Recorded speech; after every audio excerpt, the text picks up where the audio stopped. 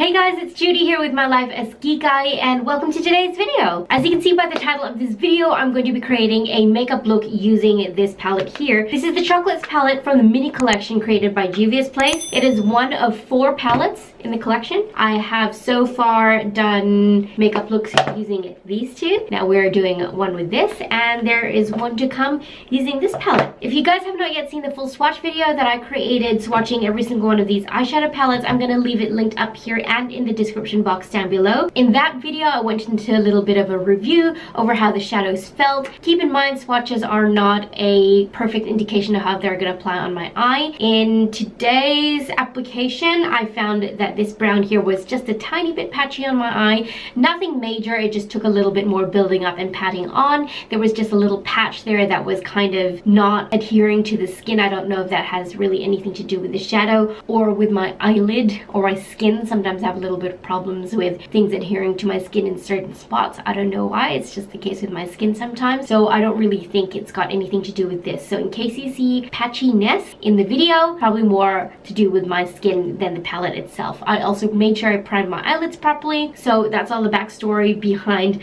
this makeup look right here. If you want to see how I created it, then just keep on watching. Thanks for all the love you guys gave to that swatch video. I love doing swatch videos for you guys. I have a whole playlist of them if you want to check it out. Again, I'm going to leave it linked up here and in the description box down below. And so having said all that, let's get straight into the video.